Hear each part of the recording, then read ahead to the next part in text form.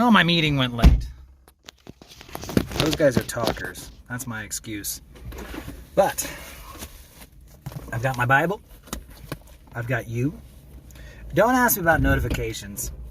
Facebook has been stingy on notifications lately. I'm typically on time, but today was an excuse. That said, if you were wondering, where's Joe at? I would say on a Monday through Friday, occasional Saturdays, but typically if it's 7:31 and you haven't gotten a notification, just look up my name, Joe Edwardsoff, and scroll down. Or if you see an old one, if you click on the hashtag, I think that might take you there too. We are in verse 23 of Genesis 21. It says, "Now therefore swear to me by God that you will not deal falsely with me, with my offspring, or with my posterity, that according to the kindness that I have done to you, you will do to me to the land which you have dwelt." And Abraham said, "I will swear." So they're parting ways now from Abimelech. Abraham rebuked Abimelech because of the well of water which Abimelech's servants had seized. Abimelech says, "I do not know what has been done this thing. You do not tell me, nor have I heard of it until this day." So Abraham took sheep and oxen, gave them to Abimelech, and the two of them made a covenant. Abraham set 7 ewe lambs of the flock by themselves. Then Abimelech asked Abraham, "What is the meaning of these 7 ewe lambs which you have set by themselves?" And he said, "You will take these 7 ewe lambs from my hand, and they will be my witness that I have dug this well." Therefore he called this place Beersheba, the well of the oath, or the well of 7. Because the two of them swore an oath there. Thus they made a covenant at Beersheba. So Abimelech rose with Phicol, the commander of his army, and they returned to the land of the Philistines. And Abraham planted a tamarisk tree in Beersheba, and there called on the name of the Lord, the everlasting God. And Abraham stayed in the land of the Philistines many days. So, interesting. I'm looking at stuff. Wrapping up 21. I mean, there's some stuff in here. We learn about Beersheba. That's still a big city today in the southern part of Israel. I've never been there, and I really want to go there. I've got some friends who live there. I'd like to visit them. But they make this covenant. Now we know at least where the town came from. And you know what? I'm just going to break into 22. I don't feel like trying to stretch something out of 21 if it's not on my heart. Chapter 22. "Now it came to pass after these things that God tested Abraham and said to Abraham," he said to him, "Abraham," and he said, "Here I am." Now, we don't know how much time has gone by.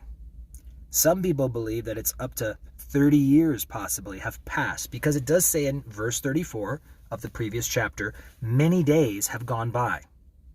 So what's many days? We don't know exactly. The 30-year thing, I've heard it. To be honest, I don't know exactly where those numbers came from, but I'm not going to say it's wrong. I'm just going to say I don't know where they came up with 30 years, but I've heard it from a few people, so who knows? But now we're going to see Abraham tested.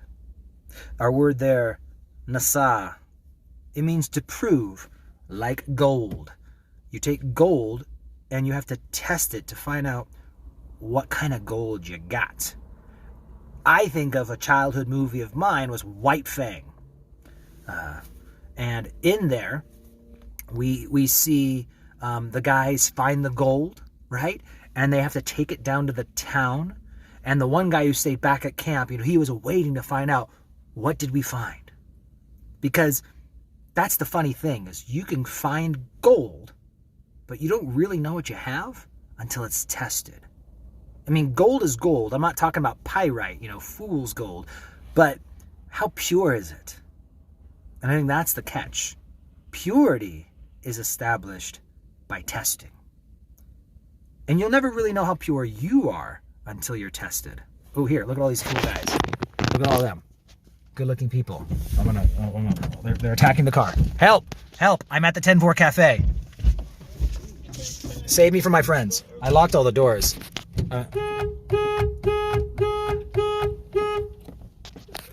Look at the ugly people I have to do business with. Okay. Anyway. Okay. I locked my door so I didn't want to get attacked. Daniel's breathing on the door now. He's drawing a winky face. Okay, can we get back to a Bible study? I'm sorry about my immature church leadership. But, tested. You see? I was just tested. And I kept my cool around these morons. You don't know what you have until it's tested. I heard a pastor once say Christians are like tea bags. You don't really know what flavor you got until you pour some hot water on it. And that's true too.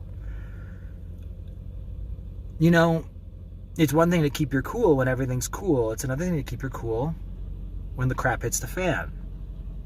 It's one thing to say you believe in God.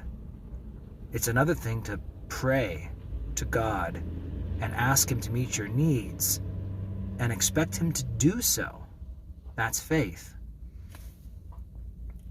Everything we believe is just talk until it's tested, until we have an opportunity to put our beliefs to the test. And James says to count it all joys when you fall into various trials, because that's the test. Those are the trials. Those are the times we have an opportunity to see what we're really made of. And when we don't pass tests, that's okay. Because now we just know the areas we need to grow in, the things that we need to become stronger in. We need to experience these tests. Now, God is not trying to make you sin. God's never going to tempt you. James makes that clear too. We're tempted because we're sinners. We're tempted because we have a sinful nature inside of us. But we will be tested.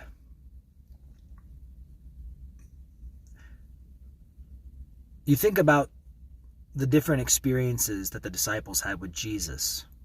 At one point, first, it's important, I think, to think that this happened first. They had to row across the lake through a storm, and Jesus was in the boat with them. He rebukes the winds and the waves. They're taken aback. Next, he sends them across by themselves. After feeding the 5,000, they row back without Jesus in the boat, and yet another storm. And it was a bad storm because they didn't have a whole long distance to go, and they had to go all night, and they barely made it halfway. Well, they made it halfway across the lake, and they must have been going pretty hard. But notice, the first time, they woke up Jesus freaking out. The second time, it was 12 hours of rowing, and they were still going. They learned something through that first test that they failed. But the second time, they kept going without Jesus. And so God will put us through a series of tests, and don't be surprised if you pass one or fail one. That maybe a more difficult one will come up later. But when you've been tested and your faith has been tested, you will have a testimony. You will have a story to tell. You will have proof, evidence of your faith. So we shouldn't dislike tests. And if you're willing, God will actually teach you how to count it all joy when you fall into various trials. I can at least recall when I started to understand that. I'm still growing in it, but I think I've at least become settled with it. That every disappointment, every problem, argument, fight, fear, is an opportunity to trust God. It's an opportunity to ask myself, what would Jesus do? How would Jesus talk to his spouse in a situation like this? How would Jesus exhort his child after they've done such a thing? What would Jesus do if a loved one was sick and desperately in need of healing? And so there's opportunities to put your faith into action. So I pray that the next time you are tested, because it's coming. They always say, right, you're either going into a trial, you're in a trial, or you're just coming out of a trial. It's pretty much how life works. So I pray that you will succeed and that you will be able to look back and say, okay, I passed the test. And once again, maybe it's the first time, but the best way to pass the test is to realize that everything's a test, and it's an opportunity to see that you can grow and ask yourself, what would Jesus do? So, there you go, guys.